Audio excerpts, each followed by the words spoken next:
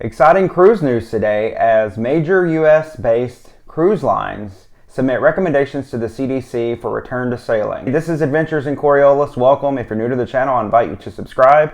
Now let's get into this exciting news. We've known that this was coming. Many of us have been patiently anticipating and waiting for the cruise lines to submit the recommendations to the CDC, the safety protocols essentially that they could put into place. The CDC's most recent no-sail order, we've had many of these this year as we've gone through this pandemic. It's actually set to expire on September 30th, so in about 9 days from now.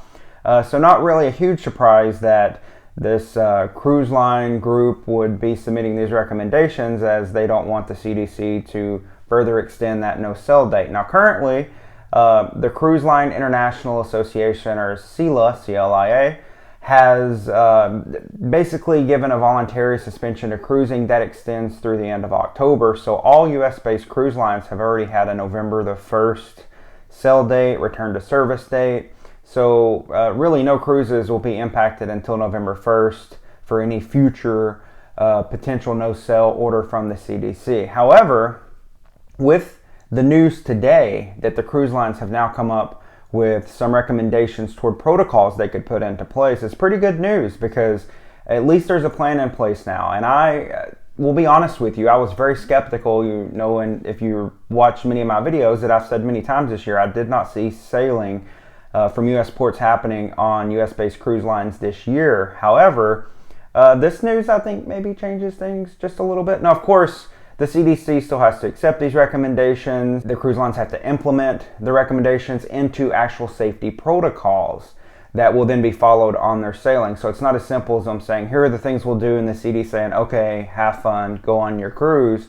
A lot of steps still have to take place, but at least there are plans now being formulated. So here's how it all went down. Early this morning, Royal Caribbean Cruise Line and Norwegian Cruise Line, they have a healthy sail panel. And this panel came up with 74 recommendations across a 65-page document, which you can actually find on the internet at on Royal Caribbean's website, I believe it is. I'll put a link down below so that you can follow that to find this document. And I did look through the document. It lays out 74 recommendations towards safety protocols.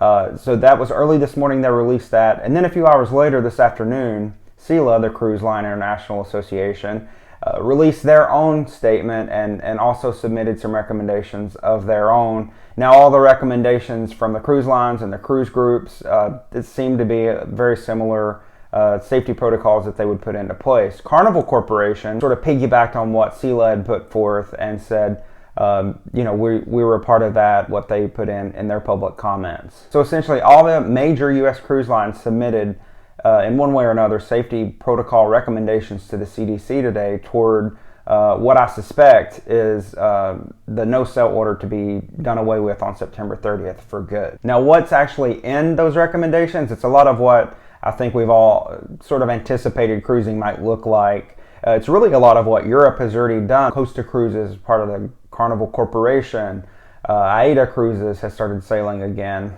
and it's been on these shorter itineraries. There's been social distancing in place. It's been with a limited sailing capacity of the ships.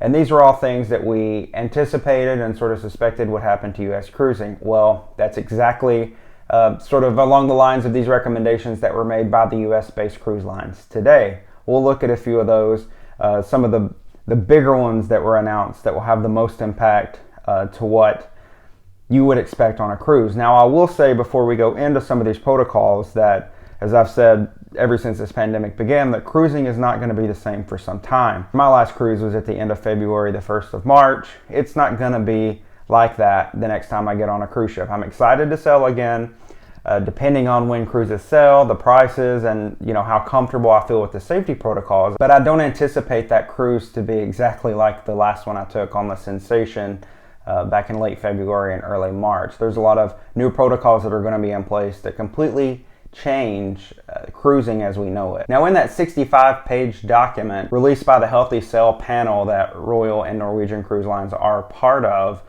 there were 3 gating criteria that the cruise lines sort of worked around. 3 things that they kept in mind the entire time in order to sculpt the 74 recommendations. These include the following. Number 1, What is the risk of a guest or crew member boarding the ship while infected with the virus?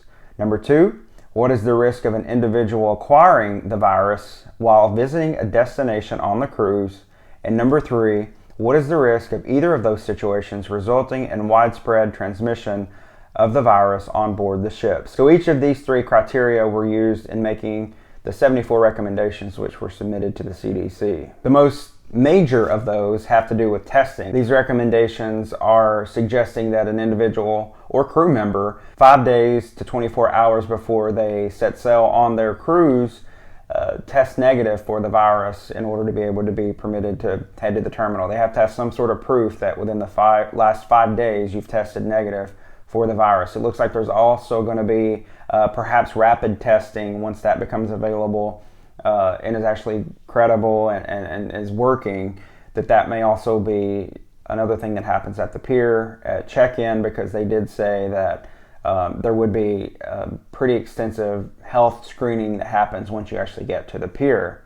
So in addition to that, they're also going to be taking your temperature at the pier before you get on the ship. And they did state that anyone who does not comply with this, so if you say, I'm not taking the test, that's stupid, you're not going on the cruise. If you refuse to get your temperature taken at the pier, you're not going on the cruise. If you show up not wearing your mask, you're not going on the cruise. That's specifically said in the recommendations that you were to comply or you would not be allowed to sail. Important to keep in mind when you're booking your cruise or thinking you're going to get back out on the ocean, you are going to have to comply with the safety protocols which come from these recommendations, which have been set forth by the cruise lines. In addition to having temperature screenings happen at the port at check-in, they've also recommended that daily temperature screenings happen for every passenger on the ship. Don't know how that'll be done, but they do anticipate temperature screenings for every passenger every day, and also crew as well. These first few protocols and recommendations are both crew and passengers that arrive at the pier. Now, they've also recommended a contactless check-in system, so probably not where you're getting key cards and handing papers back and forth to a gate agent right at the cruise pier. Some type of contactless check-in system at the pier. They also want to ensure that people who work at the pier, the porters, the check-in assistants at the pier, the people who point you here this way to the ship, the people who live locally in those areas but work day in and day out at the pier, that they also have these health screenings each day. The recommendations also are in place, part of those 74 that were released today, that masks be worn in public places and dining areas.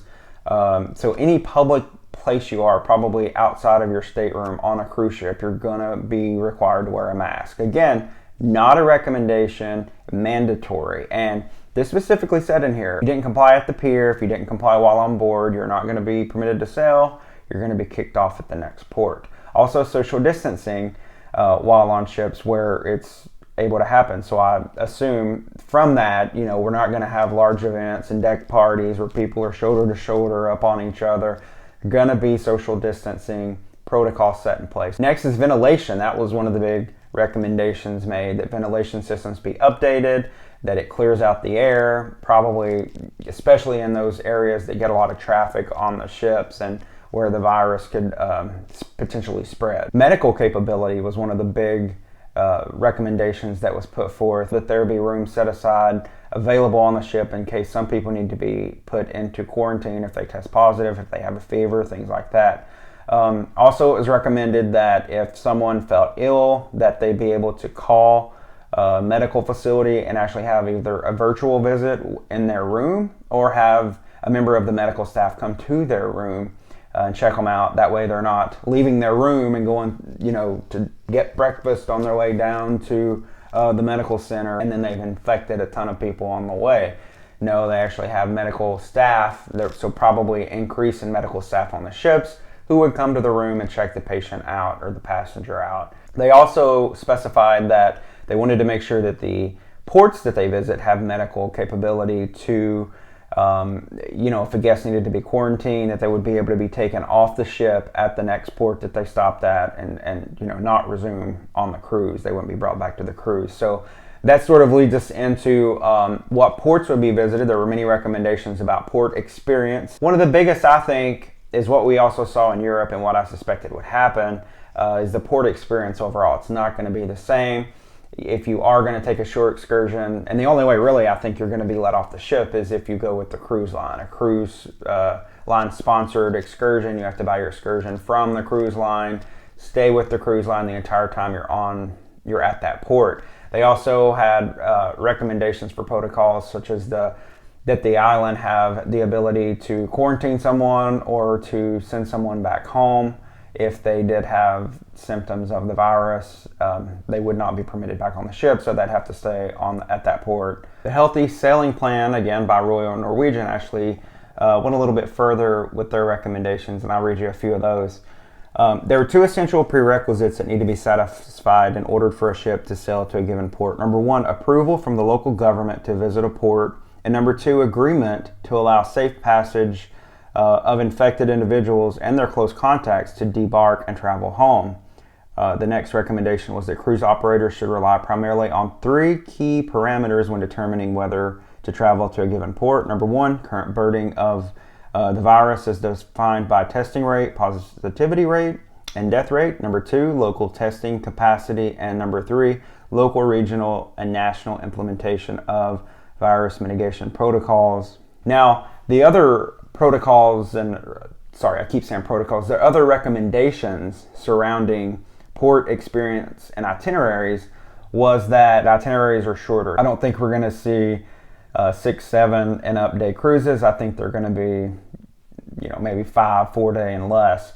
And I think we're going to see a lot of the private islands utilized a lot more from the cruise lines. I think we're going to see fewer ships sailing from each of the cruise lines while they test the waters, per se, as they get back out there and start to follow some of these protocols and start to visit some of their own private islands and just see how things go. Cruising is going to be different, but take heart, because I think this is a great thing that the cruise lines have laid out these protocols. You can check them all out online yourself to sort of see what you may expect of cruising. Nothing set in stone yet. These are just recommendations from the cruise lines and these organizations. They could be put into protocol if they are accepted by the CDC, and likely if the CDC gives the all clear for these cruise lines to sail. But that could still take months because these have to be implemented by the cruise lines. If you're really into this stuff, I recommend you go online. Again, I'll put the link here once again and read that because it's very enlightening. This is months in the works. They have consulted so many professionals from so many different fields. You can tell they put a lot of thought into this. So I think they're well on their way to some healthy sailing protocols if the CDC accepts these. And folks, I think cruising, I'm going to change my mind. I think cruising could come back to the United States from U.S. home ports by the end of 2020. Now, we're starting potentially in November 1st, I think, is the first date after that voluntary suspension from SELA. So potentially November 1st, I think we could see cruising. Again, shorter itineraries, probably fewer ships for a limited time. I think sailing is just right around the corner for U.S.-based home ports. So what do you think? Let me know down in the comments. Thank you for watching this video, making it all the way through. I just wanted to inform you guys of what's going on because I was very excited about it. Are you excited about it? And what do you think of the future of cruising? I'm very interested to hear what you think down in the comments below. Guys, if you're new to the channel, please be sure to hit that subscribe button, like this video, give it a thumbs up down there if you liked it, and please share it with your friends and family and other people who like cruising. Let them know what's going on. Get them excited. Let's share the excitement that we may be going on a cruise soon. Who knows? But until next time, thanks for watching, and I'll catch you on the next adventure.